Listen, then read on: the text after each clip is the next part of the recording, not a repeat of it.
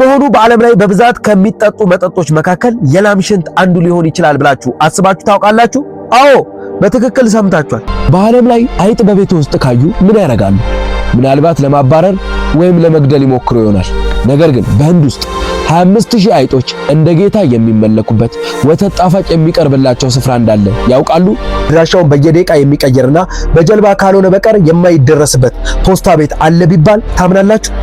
ሰላም ጤና ይስጥልኝ የአሾርልድ ቤተሰቦች፣ ዛሬ ወደ ምስራቁ ዓለም እንጓዛለን። ወደ 1.4 ቢሊዮን ህዝብ መኖሪያ ጥንታዊ ስልጣኔና የዘመናዊ ቴክኖሎጂ መገኛ ወደ ሆነችው ህንድ ስትባል ትዝ የሚላችሁ ፊልም ብቻ ሊሆን ይችላል። ነገር ግን ዛሬ ማመን የሚከብዱ ሳይንስ ያልፈታቸውና ዓለምን ያስደነቁ እውነታዎች ይዤላችሁ ቀርቤያለሁ። እስከ መጨረሻው አብራችሁን ቆዩ። መጀመሪያው በዓለም ላይ በቢሊዮን የሚቆጠሩ ፖስታ ቤቶች አሉ። ነገር ግን በማዕበል ላይ የሚንሳፈፍ አድራሻውን በየደቂቃ የሚቀየርና በጀልባ ካልሆነ በቀር የማይደረስበት ፖስታ ቤት አለ ቢባል ታምናላችሁ?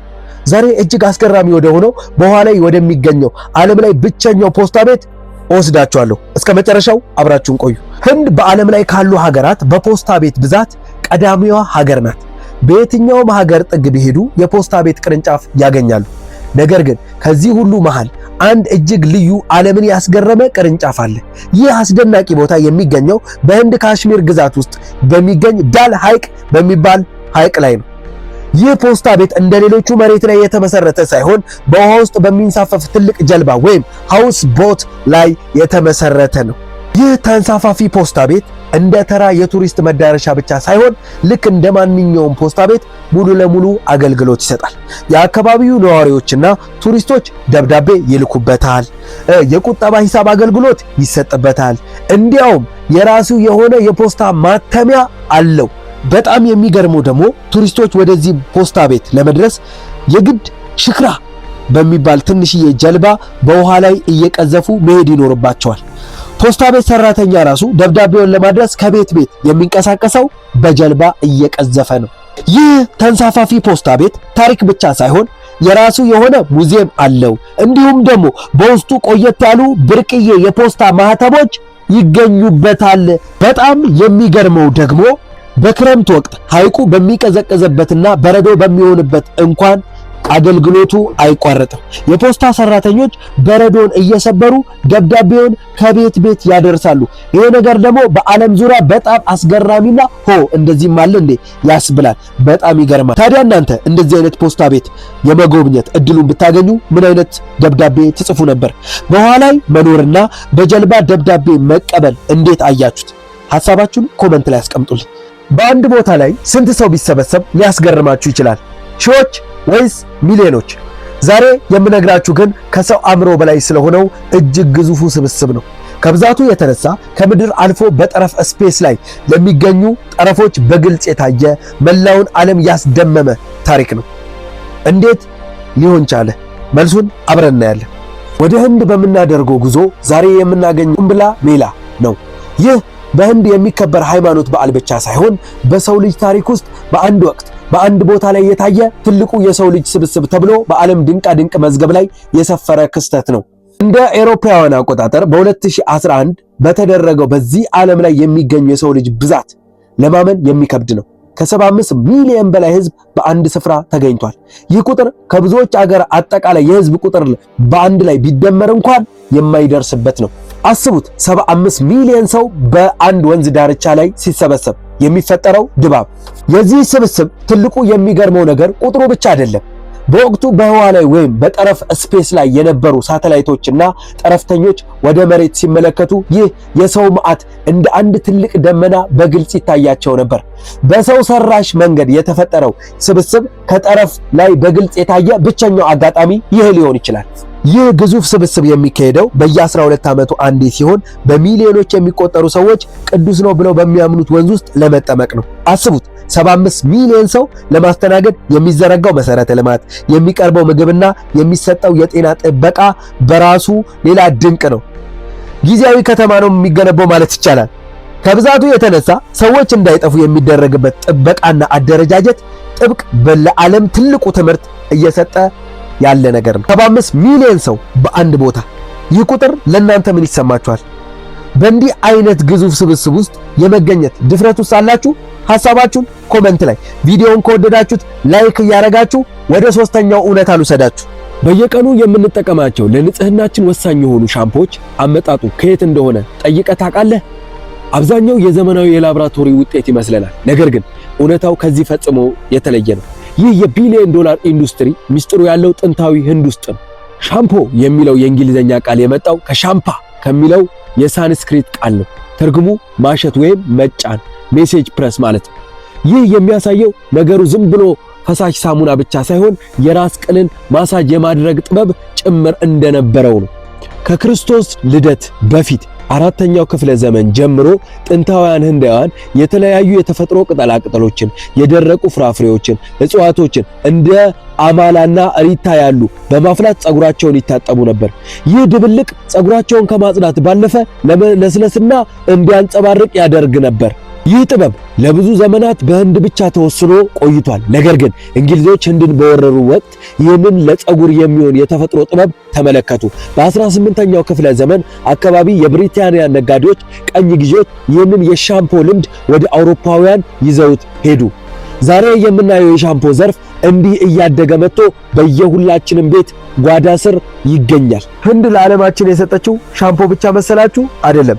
ዛሬ በዲጂታሉ ዓለም ውስጥ ለምንጠቀማቸው ኮምፒውተሮች መሰረት የሆነው 0 ቁጥር የተገኘው እንዲሁ ህንድ ውስጥ ነው። ያለ 0 ቁጥር የምታዩት ቴክኖሎጂ ሁሉ ባልኖረ ነበር። ሻምፖ አመጣጡ አስገርሟቸዋል? እንግዲያውንስ ገና አልጨረስንም። ህንድ ለዓለም ያበረከታቻቸውና ዛሬም ድረስ ሚስጥራቸው ያልተፈቱ እጅግ በጣም ብዙ ነገሮች አሉ። ወደ ቀጣዩ እናልፋለን። ለመሆኑ በዓለም ላይ በብዛት ከሚጠጡ መጠጦች መካከል የላም ሽንት አንዱ ሊሆን ይችላል ብላችሁ አስባችሁ ታውቃላችሁ? አዎ፣ በትክክል ሰምታችኋል። በህንድ ውስጥ የላም ሽንት ዝም ብሎ የሚጣል ፈሳሽ ሳይሆን እንደ መድኃኒትነት፣ እንደ ንጽህና መጠበቂያ አልፎም ተርፎም እንደ ሶፍት ድሪንክ በገበያ ላይ ይሸጣል። ይህ እንዴት ሊሆን ቻለ? ሳይንቲስቶችስ ምን ይላሉ? አሁን ወደማታምኑት የህንድ እውነታ ልውሰዳችሁ፣ ወደ 4ኛው ማለት ነው። በህንድ አብዛኛው ማህበረሰብ ላምን እንደ እናት ያያታል። ጋዎ ማታ ማዘርካው ብለው ይጠሯታል። በዚህም ምክንያት ከላም የሚገኘው ማንኛውም ነገር ወተት፣ እርጎ፣ ቅቤ ብቻ ሳይሆን ሽንቷም ጭምር እንደ በረከትና እንደ ፈውስ ይታያል። በህንድ ጥንታዊ የሕክምና ጥበብ ውስጥ የላም ሽንት ለተለያዩ በሽታዎች መድኃኒቶች እንደሚያገለግል ይታመናል። ለቆዳ በሽታ፣ ለሆድ ህመም፣ ለተለያዩ የውስጥ ደዌ እንደ መፍትሄ ይወሰዳል። እንዲሁም አንዳንዶች ካንሰርን የመከላከል አቅም አለው ብለው ያምናሉ። ምንም እንኳን ይህ በዘመናዊ ሳይንስ ሙሉ ለሙሉ ባይረጋገጥ። የሚገርመው ነገር በህንድ ውስጥ የላም ሽንት እንደ ወለል ማጽጃ፣ እንደ ሳሙና ጭምር ጥቅም ላይ ይውላል። ባክቴሪያን የማጥፋት አቅም አለው ተብሎ ስለሚታመን በብዙ ገዳማትና ቤቶች ውስጥ እንደ ቅዱስ ማጽጃ ያገለግላል። ይህን እምነት ወደ ንግድ የሚለውጡ አንድ ትልቅ ግንኙነት አለ። ጎአርካ የተባለ መጠጥ። ጎአርካ ምንድን ነው? ይህ መጠጥ ከላም ሽንት ተጣርቶ የሚዘጋጅ መጠጥ ነው። በህንድ ገበያ ላይ በስፋት የሚገኝ ሲሆን እንደ ኮካኮላና እንደ ፔፕሲ ያሉ መጠጦችን ለመተካት ታስቦ የተዘጋጀ ጤናማ አማራጭ ተደርጎ ይወሰዳል። አንዳንድ የህንድ ሳይንቲስቶች ለላም ሽንት በውስጡ ከፍተኛ መጠን ያለው ማዕድንና ጸረ ባክቴሪያ ንጥረ ነገር እንዳለው ይገልጻሉ። ይህ የላም ሽንት ታሪክ ለብዙዎቻችን አስገራሚ ቢሆንም በህንድ ውስጥ ግን የዕለት ተዕለት የህይወት አካል ነው። ነገር ግን ህንድ ውስጥ ከዚህ በላይ የሚያስገርሙ ነገሮች አሁንም ይቀራሉ። ለምሳሌ በሺዎች የሚቆጠሩ አይጦች እንደ ጌታ የሚመለኩበትን ቤተ መቅደስ እንዳለ ያውቃሉ? የላም ሽንት ለመድኃኒትነት፣ ለንጽህና መጠበቂያ መዋሉ አስገርሟቸዋል። እንግዲያውንስ አሁን ጉዟችንን እንቀጥላለን። አሁን ደግሞ ከእንስሳት ክብር ጋር ተያይዞ ወደሚገኘው ዓለምን ጉድ ወደ አስባለው የአይጦች ቤተ መቅደስ ወስዳቸዋል። በዓለም ላይ አይጥ በቤት ውስጥ ካዩ ምን ያደርጋሉ? ምናልባት ለማባረር ወይም ለመግደል ይሞክሩ ይሆናል። ነገር ግን በህንድ ውስጥ 25000 አይጦች እንደ ጌታ የሚመለኩበት ወተት ጣፋጭ የሚቀርብላቸው ስፍራ እንዳለ ያውቃሉ? እንዲሁም በዚህ ቦታ ላይ አንድ አይጥ በስህተት እንኳን መግደል የከፋ ቅጣት ያስከትላል። ቅጣቱስ ምንድነው? እጅግ አስገራሚ የካርኒ ቤተ መቅደስ ወስዳቸዋለሁ። በዚህ ቤተ መቅደስ ውስጥ 25000 በላይ አይጦች በነፃነት ይንቀሳቀሳሉ። እነዚህ አይጦች ካፓስ ተብለው ይጠራሉ። በአካባቢው ማህበረሰብ እንደ ተራ እንስሳ ሳይሆን እንደ ቅዱስ ነፍስ ይታያሉ። ምዕመናንና ጎብኚዎች ከሩቅ ስፍራ ተጉዘው የሚመጡት ለነዚህ አይጦች ምግብ ለማቅረብ ነው። በትልቅ ሳህኖች የተሞላ ወተት፣ ጥራጥሬዎችና የተለያዩ ጣፋጭ ምግቦችን በየቀኑ ያቀርባሉ። የሚገርመው ነገር እነዚህ አይጦች ነክሰው የተውትን ምግብ መብላት ትልቅ በረከት እንደሆነ ይታመናል። ከነዚህ በሺህ የሚቆጠሩ ጥቁር አይጦች መካከል ጥቂት የማይባሉ ነጭ አይጦች አሉ። እነዚህ ነጭ አይጦች ማየት እንደ ትልቅ ዕድል የሚቆጠር ሲሆን የካርኒማታ የተባለችውን አምላኪ ራሷን እንደገለጠች ተደርጎ ይወሰዳል። በዚህ ቤተ መቅደስ ውስጥ እጅግ ጥብቅ የሆነ ሕግ አለ። የመጀመሪያው ወደ ቤተ መቅደሱ የሚገባ ማንኛውም ሰው አይጦቹን እንዳይረግጥ እጅግ ጥንቃቄ ማድረግ አለበት። አንድ ሰው በስተት እንኳን አንድ አይጥ ቢገድል ወይም እንዲሞት ቢያደርግ የፈጸመው ኃጢአት ለማጠብ እጅግ ከባድ የሆነ ዋጋ ይከፍላል። የሞተችውን አይጥ ለመተካት በሞተችው አይጥ ክብደት ልክ ከወርቅ የተሰራ የአይጥ ምስል አሰርቶ ለቤተ መቅደሱ እንዲሰጥ ይገደዳል። ይህ የሚያሳየው ማህበረሰቡ ለነዚህ ፍጥረታቶች የሚሰጠው ክብር ምን ያህል የላቀ እንደሆነ ነው። በጣም የሚገርመው ነገር በመላው ዓለም አይጦች ለወረርሽኝና ለበሽታ መሰራጨት ምክንያት እንደሆኑ ቢታወቅም በዚህ ቤተ መቅደስ ውስጥ ግን እስካሁን አንድም በአይጥ ምክንያት የመጣ በሽታ ተመዝግቦ አያውቅም። ይህም ሳይንቲስቶችንና ተመራማሪዎችን ዛሬም ድረስ ግራ እያጋባ ያለ እውነት ነው። የአሜሪካው የነጻነት ሐውልት ስቴት ኦፍ ሊበርቲ በዓለም ላይ ግዙፉ ረጅሙ ሐውልት ይመስላችኋል? እውነታው ግን ይህ አይደለም። ህንድ ውስጥ የሚገኘው አንዱ ግዙፍ ሐውልት የአሜሪካ የነጻነት ሐውልቱ በሁለት እጥፍ ይበልጠዋል። ይህ ሐውልት ምን ያህል ይረዝማል? ለማን መታሰቢያነት ተሰራ? አሁን በዓለማችን ላይ ረጅሙንና አስገራሚው የህንድ ሐውልት ወደዛ ልውሰዳችሁ። ይህ ግዙፍ ሐውልት የተገነባው የህንድ ነጻነት ታጋይ የመጀመሪያ ምክትል ጠቅላይ ሚኒስተር ለነበሩት ሰርዳር ቫላይ ፓቴል መታሰቢያነት እንዲውል ነው። እሳቸው የብረት ሰው ወይም ደግሞ አይረን ማን ኦፍ ኢንዲያ ተብለው ይታወቃሉ።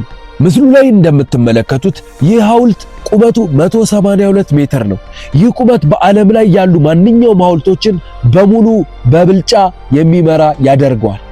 የአሜሪካው ነጻነት ሐውልት ስቴት ኦፍ ሊበርቲ ቁመቱ 93 ሜትር አካባቢ ሲሆን የህንዱ ስቴት ኦፍ ዩኒቲ ግን በሁለት እጥፍ ገደማ ይበልጠዋል። ሐውልቱ በጉጅራት ግዛት ውስጥ የሚገኝ ሲሆን ለመገንባት 4 ዓመት ገደማ ፈጅቷል።